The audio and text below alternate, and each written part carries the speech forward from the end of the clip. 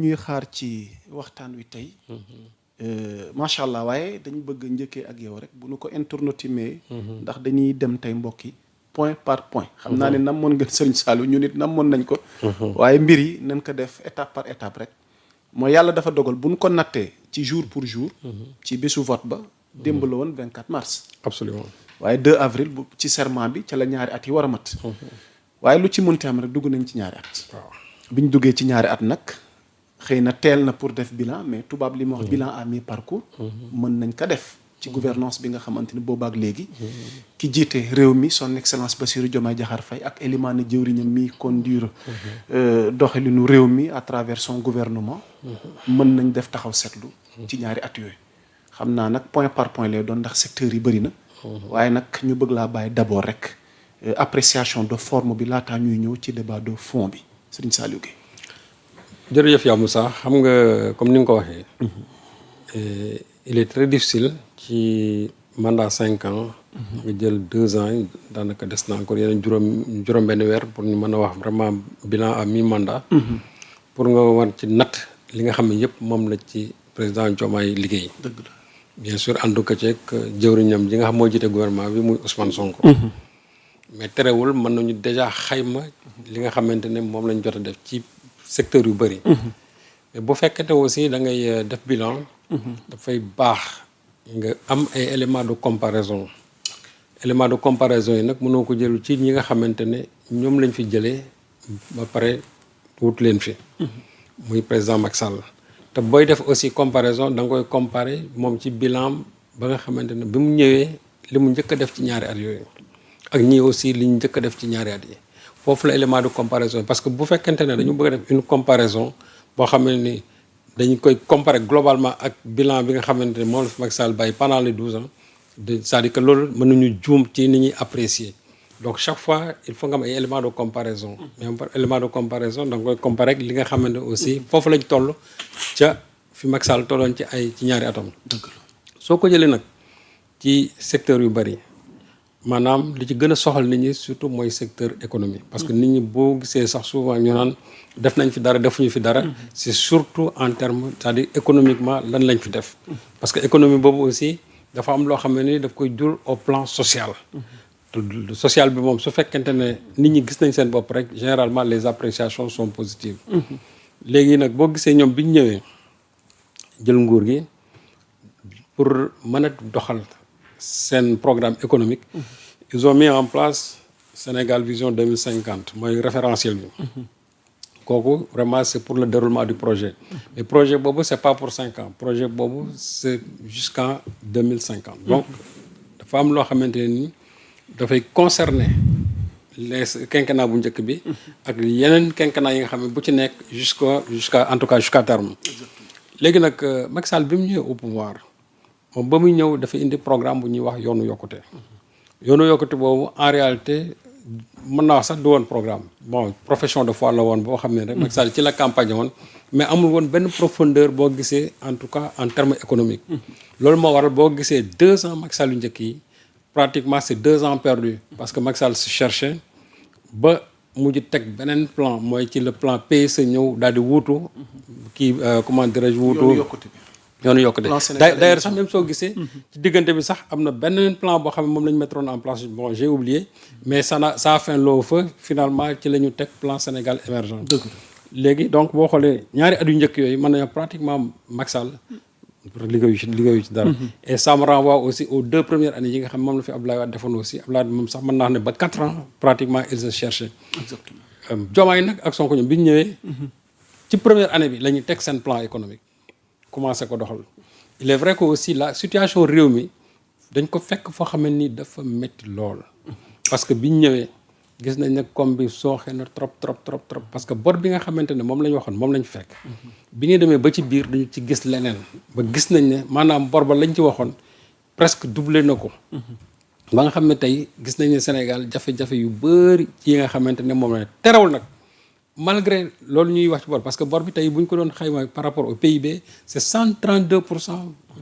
par rapport au PIB donc mu nekk loo xam ne lu métti la presque 25 000 milliards de francs CFA. waaw xam nga loolu bor la boo xamante ni dañ ko hérité c'est vrai que l'État est une continuité mais li ci metti mooy une bonne partie de cette dette là c'est-à-dire que dañ ko nëbboon loolu moo gën a indi jafe-jafe yi nga xamante ne tey moom la régime bi jàkkoonteel au plan économique parce que su fekkoonte ne loo xamante ni régulièrement dañ ci doon communiquer wax ne fii la toll ñoom dans leur prévision dans le programme économique c'est-à-dire que loolu c'est des choses yoo xam ne dañ ko mën a sóoraale mais loo xamante ni lu ñu nëbboon la non seulement les partenaires techniques financiers mais en même temps aussi nëbbu ko askanu Sénégal parce que dafa nekk loo xamante ni jaarul Assemblée nationale or dans l'orthodoxie en tout cas républicaine chaque fois bu fekkente ne da ngay war a leb au nom du Sénégal da nga ko war a jaarale Assemblée nationale ñu jox la ci une autorisation pour su boobaa di nga mën a dem leb au nom du Sénégal mais tant que tu n'as pas l'approbation de l'Assemblée nationale waroo dem nga leb or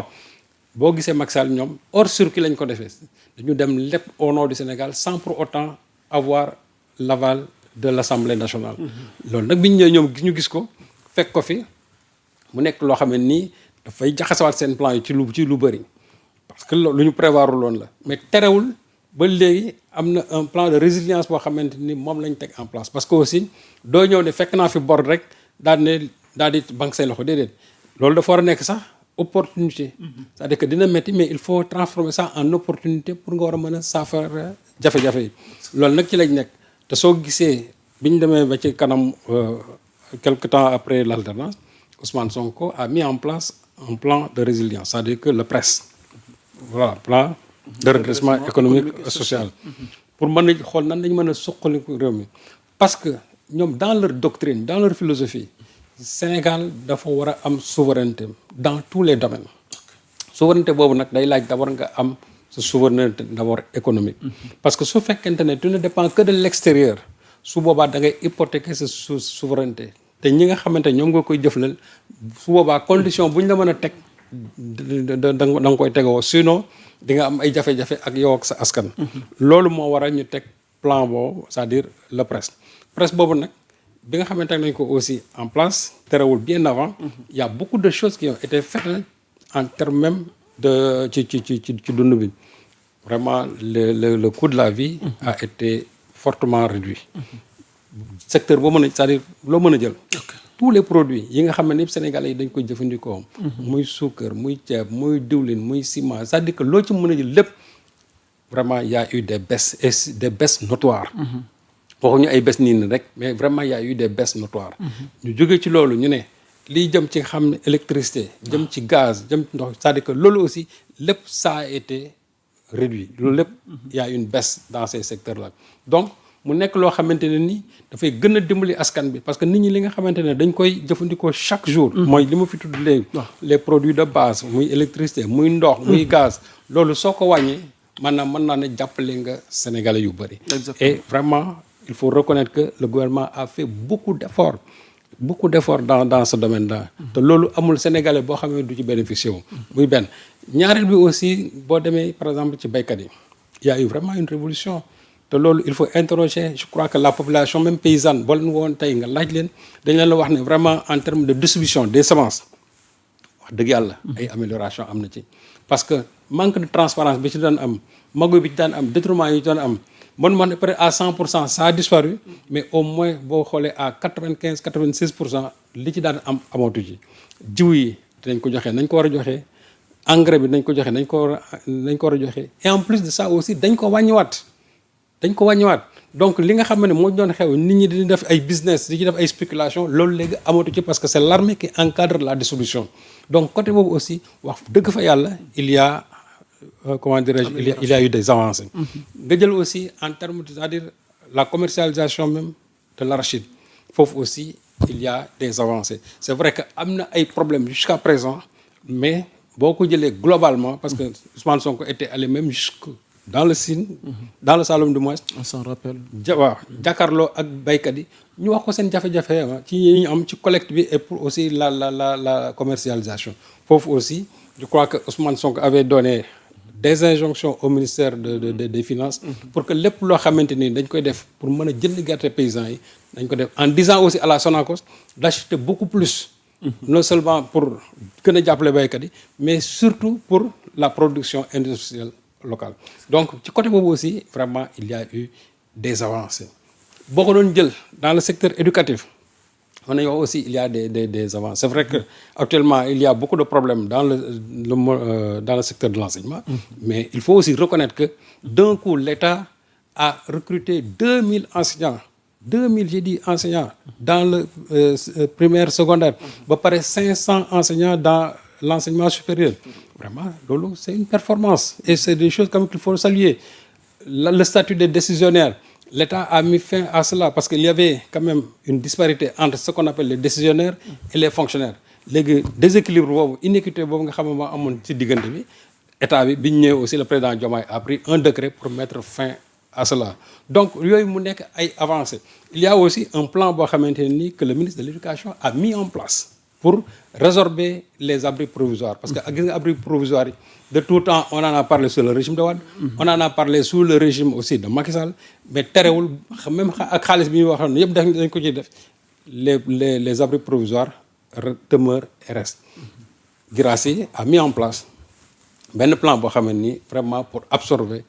tous les 7000 et quelques abris provisoires yi nga xamante ne moo am dans l'enseignement supérieur. Il y a des fonds qui ont été débloqués pour ça et déjà ils ont commencé quand même la résorption des abris provisoires. Donc loolu aussi mu nekk des avancées vraiment qu'il faudra saluer. Exactement. Donc moi mën naa daal secteur boo mën a laal di nga gis ne surtout je parle domaine économique et social il y a eu des avancées. C'est vrai que aussi boo jëlee tey dans le domaine politique il y a eu des avancées mais foofu nag c'est là où j'ai dit que la machine quand même a grippé. Parce que débat de fond bi sëñ Saliou buñ ci ñëwee tàmbalee ko ci politique bi moom laa wax c'est-à-dire que c'est là où j'ai dit que quand même c'est là où la machine quand même a grippé. Parce que politique bi nga xamante ne moom la ñu mettre en place dafa am loo xam ne daf ko laaj mooy surtout ce qu'on appelle la justice pour la reddition des comptes. Parce que lépp loo mën a def te nit ñi rendre ñu compte ci li nga xamante ne moom lañ leen dénkoon ba ñëpp gis ne ils ont rendu des comptes mën nañu wax ne foofu quand même sooxee na lu bari. Parce que dès le départ quand on a mis en place le pôle judiciaire financier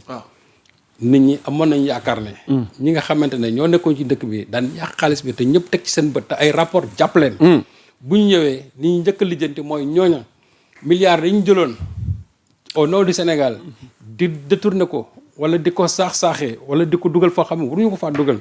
bu ñu ñëwee li ñu war a njëkk def mooy ñu teg leen na ko ba pare laaj leen ñu rendre des comptes bu ñu waree fay ñu fay bu fekkee ne aussi dañ leen war a door ay daan ñu daan leen bu ñu leen waree juger aussi ñu juger leen ba pare teg leen li nga xam moom la ñu war a teg. Or dañ ci gis ne nañu commencé woon ak ni muy jeexee dafa wutee commencement bi il y a eu beaucoup d'appels mais ba léegi amul kenn ko xam tey mën nañoo sax yóbbu nañ ko devant une juridiction de jugement te loolu mu day poser problème. Il est vrai que am na ñoo xam ne nañ ils ont fait dañoo transiger. C'est bien mais même ñooñu nga xam dañoo transiger. C'est-à-dire que lan lañu joxe. ak par rapport ak li nga xamante ne ñu moom lañ jàpp ne moom la ñu jël. Parce que kiy transiger mooy kooku moom jàpp na ne jël na la mu bàyyi ak la mu joxe lan moo ci ëpp lan la ci yoon wax encore. Loolu c'est un véritable problème te dafa dem ba tey dafa créer benn sentiment d'injustice aux yeux de la population parce que nit ñi dañ jàpp ne ñi nga xam ne ñoo nekkoon fii. am noo xam ne dañ fi saax-saaxee am fi yenn biens yoo xam tey ñëpp jàpp nañ ne lii biens yi nga xam moom la ñu am jaarul ci yoon. ñooñu tey dañu waroon rendre compte Sénégalais yi ñu teg leen daan leen war a daan en tout cas juger leen lépp loo xam war nañ ko ci def aussi ñu def ko mais les gens se sont rendus compte que en réalité kuñ ci jàpp peu de temps après ñu bàyyi leen contrôle judiciaire bracelet électronique ñenn ñu raxas seen der ba mu set wicc bon je me dis que finalement ça commence à faire pchit alors que nit ñi dañ ci amoon yaakaar donc te ñi ko def pourtant ñoo fi jafe-jafe yi nga xamante ne tey moom la dëkk bi jànkonteel mais ñoo ñu ngi fii di dox ci dëkk yi cette histoire de la dette cachée bi nga xamante ne moom tey moo ñu yóbbu au quatrième sol comme le disait Ousmane Sonko. Mais ñooñu ñi nga xamante ne ñooy les principaux acteurs ñi ngi fii parce que le problème ne se résume pas tout simplement à Macky Sall mais Macky Sall avait des ministres des finances avait des ministres du budget avait quand même des gestionnaires au sein de l'État. Ñooñu nga xam ne ku ci nekk ca parti ba nga nekk am nga responsabilité sur cette dette cachée. ñooñu tey. ku ci nekk war nañ laa woo en tout cas bu ñu war a tijji information judiciaire ñu tijji ko buñ ci war a def yenn enquêtes yi ñu def ko ba keroog muy leer ci bëtu Sénégalais yi mais mënuñu d'accord aussi chaque jour ñuy ñaxtu ne am na bor boo xamante ni mi ngi fa bàyyi woon te gisuñu ko woon mooy cette fameuse dette cachée. xaalis bi ñu ne xamuñu fan la dugg parce que bu fekkante ne xaalis boobu. xam nañ ne tey ci li la dugg ci li la dugg mën nañu wax ne est-ce que c'est rentable c'est pas rentable. mais xaalis bi tey gisuñu fu mu dugg. bon finalement les gens sont dit que ñoom donc dem na ci seen i compte bancaire waaye ñooñu nga xamante ne ñoo fi nekkoon. ba pare te ñoo doon exécuter. C'est-à-dire ces emprunts-là au nom du Sénégal ñoom ñoo ko doon exécuter mais ces gens-là il faut les interpeller mooy les anciens ministres de budget de Macky Sall les anciens ministres des finances de Macky Sall les anciens gestionnaires de Macky Sall ñooñu ñëpp ku ci nekk tey war nañ laa woo sur cette dette cachée là nga wax ci ba pare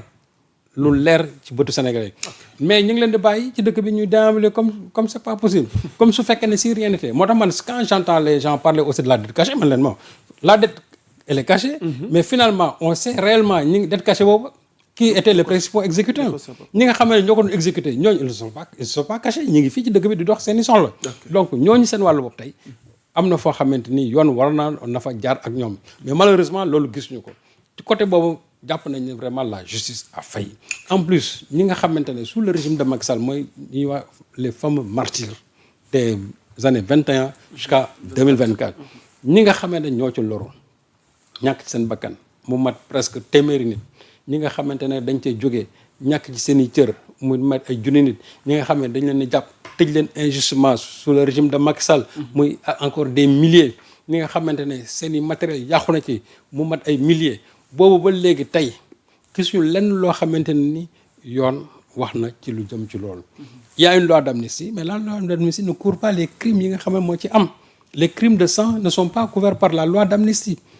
loolu il faut que ça soit clair donc ñi nga xamante ne tey ñoom ce sont les principaux acteurs de ce qui s'est passé dans ce pays de 2021 jusqu'à 2024 ñooñu tey am na foo xamante ni fa la yoon waroon jaar ak ñoom li ci metti mooy ba léegi dañ ci gisul sax benn début d'exécution parce que mënuma xalaat pendant 2 ans après ñi nga xamante ne tey ñoo nekkoon à la tête en tout cas de toutes ces opérations funestes là amul kenn koo xamante ni war nañ leen ci même les victimes ñi nga xamante tey